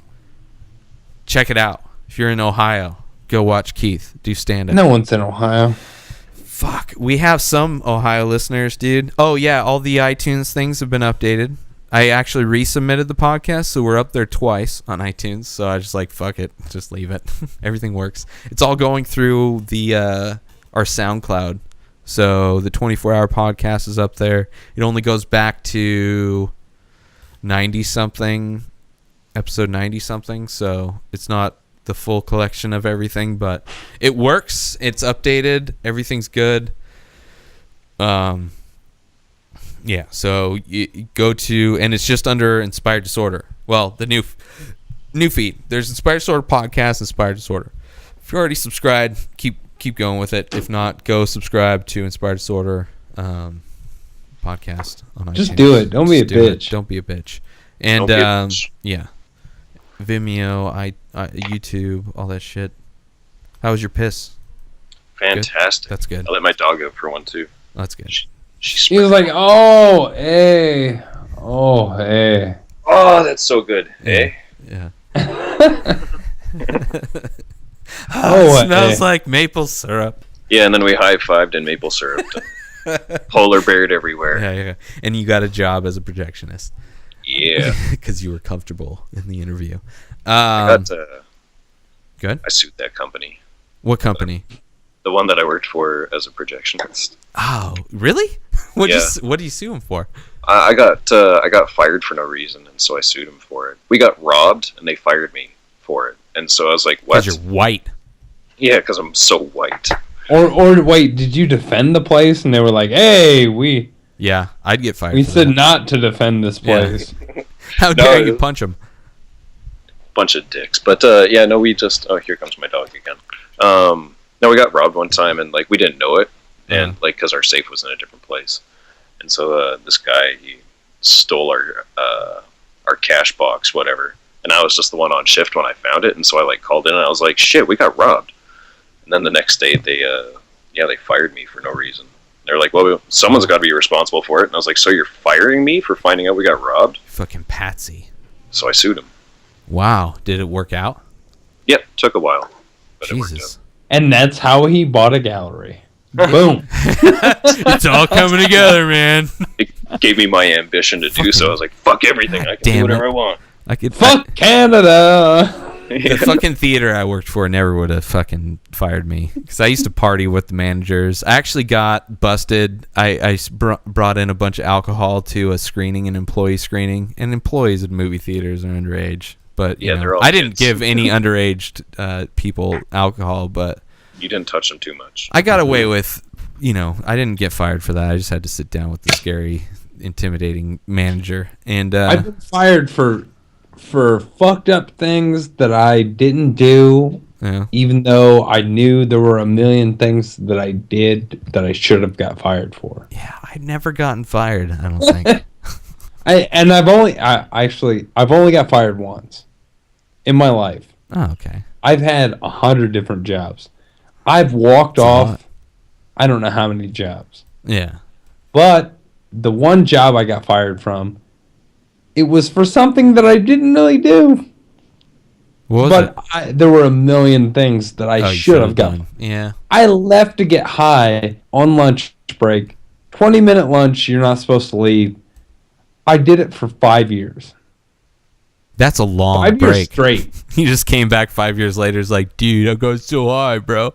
5 years. Like, you're of fired. You're constant, like, oh, it's lunchtime. I'm going to drive all the way across town and get high. And then I'm going to come back. You drove away to get high? You didn't just do it in a parking lot? No, you don't do it in the parking lot. That's how you get fired. Yeah. You go home. And you got fired. No, I didn't get fired for that. Oh, at you all. got fired for something It else. was They way just knew something different. They couldn't fire you for that. They had to. All I'm saying is they should have fired me for all these fucked up things that I did, but they didn't. Well. But they fired me for something I didn't do, which made me really upset. It's like, really? Like, there were so many things I did. Did you tell them all the things you got away with? You're like, do you know? Yeah, I smoked crack in this office. Like, I did this for so long, and you never fired me for it. Justin, like, they used to send me on road trips all the time with the company car. I would drive the company car to my house. Yeah. And then I would go get high as fuck at my house. Yeah. And then I would drive to wherever I had to go. Yeah. And then I would pick up whatever I had to pick up, and I would drive as fast as I could without getting a ticket home. And I would just go back to my house and get high as fuck again. Now I would take the shit back to work right at when I had to leave. So yeah, it's all right. It took all day. And if they were like, what the fuck took so long? I'm like, traffic. Yeah, I was the worst employee ever. So you got fired by idiots. No, exactly. Yeah. I got fired by retarded idiots. people. Yeah, it's didn't know how traffic worked. Yeah, that I just haven't been fired by idiots yet. There were I work for them, but I don't. 10 years of retardedness, and then they're like, "Oh, you said this one time, and you're fired." I'm like, "Really?" Yeah, most businesses. Most Did you businesses. say the N-word? Yeah, he's like, no. He said no. He said, "Let me stick this up your ass." And he's like, "No, you're fired." Like, fuck. I Fuck actually wanted you. it. You're dumb. I'm like, all right, whatever. Picture. Oh. Jesus Christ. Dogs. I have to go throw the doll. Jesus. She's a feisty bitch. Well, fuck? That was like a predator sound. I know. Yeah. She makes pretty gross noises. You want to hear it again? Sure. Yeah. Come here. It's not animal abuse for anybody listening. Yeah. This is just normal dog noises. And we got to wrap it up after the dog makes his epic. It's actually a she. She. My bad. Oh, now she's gonna yawn.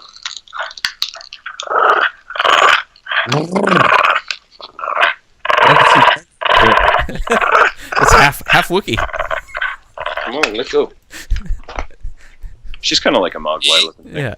It's like a fucking Wookiee, man. Come on, let go ahead. Don't bring this all back. Yeah. Oh yeah. Tie it up and throw it away. So let's where can everybody find all your shit, man? We're wrapping up. 2 hours is up. I have got a website or a blog, I guess you would call it, and it is just wourms.wordpress.com, and so it's WOURMS.wordpress.com. And my Etsy page will be up soon, which I can't remember the link for it right now because I haven't looked at it in like 4 months. But they can follow you on Twitter, and all of that shit will be there too. Dan Wourms. I'm on Twitter all the time. Boom. And Instagram under Dan Wourms. Mm-hmm. Always posting random shit. Boom. I love Instagram. Keith, sorry. You're missing out, sir. Keith Sparlock 1 on Twitter. And go follow Dan Wourms. Everywhere? That's going to be my final statement. Because it's his birthday. And I don't think thank you very much. Right. Appreciated his birthday enough. Yeah. I enjoyed it 29. thoroughly. It's your last one. 29. My last one before I go crazy. Guys go crazy at 30, right? Well, I didn't, but you might. Maybe 30? No, I didn't. Okay, I don't think I've gone crazy. Maybe 2 birthdays have gone crazy. You know what? You have to think of it this way. 30 is when people actually will accept what you say as you might have something behind what you say. Yeah, they're going to start thinking I'm an adult. Exactly. Dude. Anything you say before 30, like, I don't care how poignant and right on point it is. Yeah. You're going to be like, fuck. This guy's like fucking 23. I don't give a fuck what he says. He hasn't lived life. Yeah. No. So you're at least going to... You turn 30 soon. you're gonna have that instant. At least he's 30. You know, he's lived through it. And your back's gonna start to hurt a lot. And that happens. Knees will give out. There's gonna be a lot more pain involved with living. But grow a beard too. Grow a beard. Instant respect. Like the one that you shaved off, Ray? Yeah, I got zero disrespect with my long ass beard. Anyone who's not get shit on the podcast, Ray has shaved off his beard. Yeah. Here we go. And it's ridiculous. It's ridiculous. It's it's ridiculous. It's ridiculous. Things. It was crazy. pretty handsome before. It's pretty ridiculous. Yeah. Well, it got long enough, and now it was time to start over. Rock, I guess. I shaved off my head a few months ago and shaved off the bottom. Shaved off your whole head? Shaved off my dick head and then my cranium. Just your dickhead. Just my hairy dickhead. It's crazy when the fro goes on that thing and is like, man, I mean, some chicks like texture. Go ahead, Keith. No, I was just going to say how you're retarded and you cut off your whole head. Yeah, well, at least... Beard dick. Yeah, I self-circumcised by accident, shaved a little bit too close, but my top head is shorter hair, and Keith is correct, but I still have facial hair, which is way more than Keith could ever grow. So, why do I need to? Yeah, that's exactly what I was gonna say. I'm sexy at any age. You are sexy, and you know it. All right. At Ray Taylor, #shows.com. Go there. Check out all comics that we love and watch them do stand up and check out their times. Himitsu. #shows.com. Yeah. And follow at Jill Himitsu on Twitter. Go to inspiredsorter.com. Buy any of my artwork. Use coupon code INSPIRED and you will save 10%. Whatever you purchase there. I'm adding a bunch of new stuff within the next week. Every $100 you spend on that site, Ray will blow you. That's a deal. I'm giving this deal out right now on this podcast. Every $100. If you buy $100 worth of Ray's art within the next month, Ray will blow you. I will blow you. Wait. Allegedly. You just agreed to it. I heard it. I repeat things that I hear. I'm a parent. I'm getting my credit card. Oh shit! That does not include airfare or. It emphatically includes anyone that's listening to this. Keith gets way too excited when I'm going to give a blowjob. So on that note, we'll just end it. Go to Inspired Sword Collective. Go to inspiredsorter.com. Go to Dan Wourms on Twitter, Instagram, everywhere online.